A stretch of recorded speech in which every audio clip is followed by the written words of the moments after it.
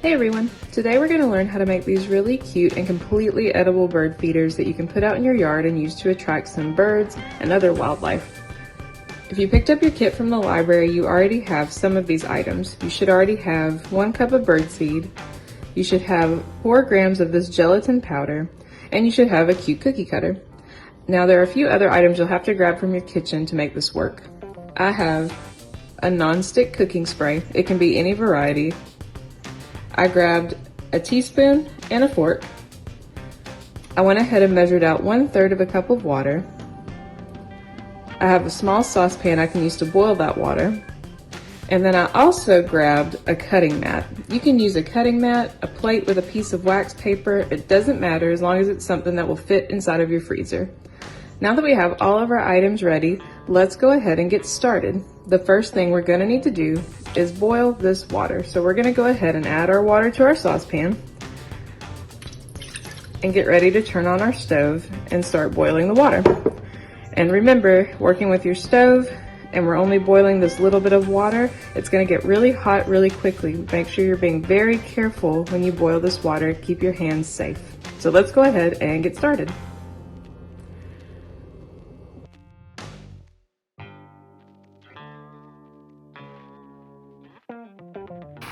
As you can see here, my water began to boil very quickly, so now I'm going to take my gelatin powder, add it in, and I'm going to start stirring it into the mixture until all of that powder is completely dissolved.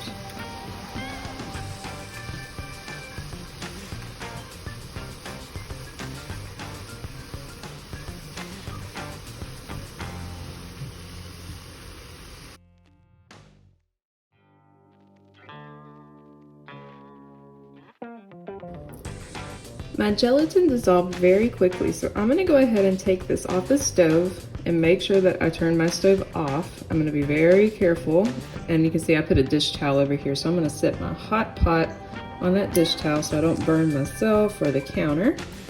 And now we're ready to add our birdseed to this gelatin water mixture. Now, if you're wondering why we're using gelatin, if you've ever had anything like Jell-O, or if you've ever had gummy candies or anything like that, you've probably had gelatin before. Gelatin is used as a gummying substance to make those items bind together. It's also found in different varieties of jellies and jams as well.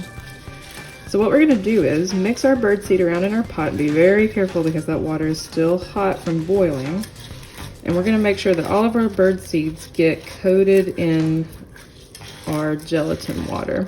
So what's going to happen is when we sit this in the freezer and allow the gelatin to set, it's going to set around the seeds, meaning it's going to make them all stick together to make our bird feeder. So I'm going to go ahead and keep mixing this together until I get all of my seeds coated how I want them.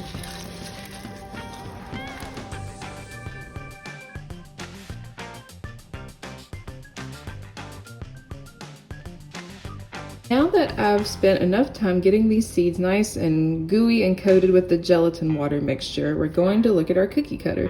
So you should have 1 cookie cutter that came with your kit. However, we have a lot of seed here. You could probably make 4 or 5 of these with the amount of seed that we've prepared.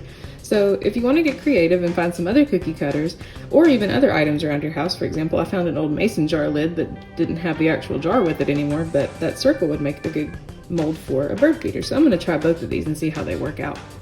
What we're going to do to prepare these to go in the fridge is we're going to spray them with some cooking oil. This will make sure that when it's time to peel the bird seed feeders away from the molds, that they do not stick, because remember that gelatin dries very sticky and hard.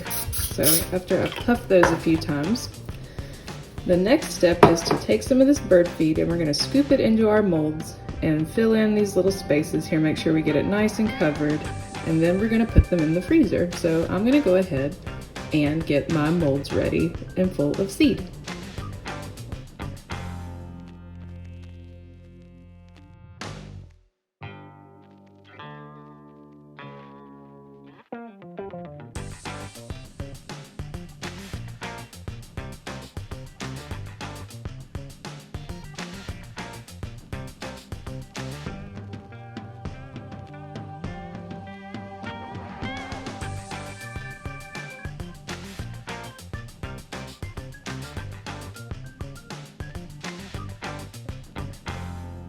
Now that I have my birdseed mixture packed into my molds, I'm going to put this mat inside of my freezer.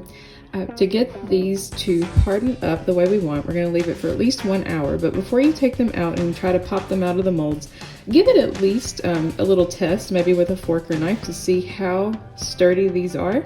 If they need more time in the freezer, leave them there a little bit longer. So join me back in a little while and we'll see how these turned out.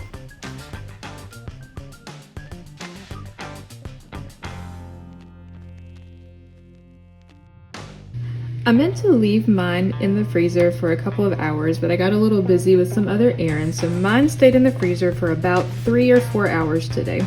I went ahead and popped out my elephant. I used a butter knife to loosen up the edges around the cookie cutter to make it easier to get out. But once you do that loosening, you should pop right out and have your bird feeders ready to put outside. For shapes like these, you can poke a hole through them and string twine through to hang them up, or you can just set them outside for animals to enjoy. If you try to make one of these, make sure you tag it on social media so Rowan Public Library can see your creation. And happy birding!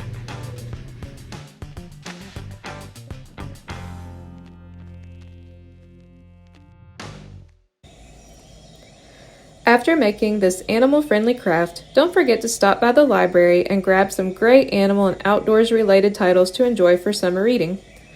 If you're looking for great nonfiction animal and outdoors titles, you'll love Living Green by Kathleen Gay.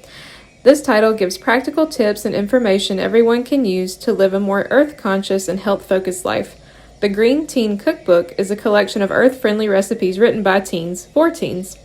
And Tales from the Inner City by Sean Tan is a collection of fascinating true stories about the strange and interesting relationships between human beings and animals. If you want some animal-related fiction to enjoy, consider these great titles. Among the Bears and Briars by Ashley Poston is a story about a girl who must return to a dangerous enchanted forest that claimed the lives of her family when she was only a small child in order to save her kingdom. Cat Cho's Wicked Fox tells the tale of a teenager with a special ability. She is able to transform into a fox and feed on the energy of men, leading her into the life of vigilante justice, seeking to punish terrible criminals in the city of Seoul. The Good Hawk by Joseph Elliott tells the twisting story of two teens with special animal-like abilities who must join forces to figure out who has kidnapped their clan and then return the people to safety. When you read great books like these between May 27th and August 7th, you can count the hours you spend reading towards raffle tickets for great prizes. For more information about how to sign up for Teen Summer Reading and get yourself entered for the raffle prize tickets, or even discover more great books to choose from, check out the information included in your takeaway kit or contact the library at 980-432-8670.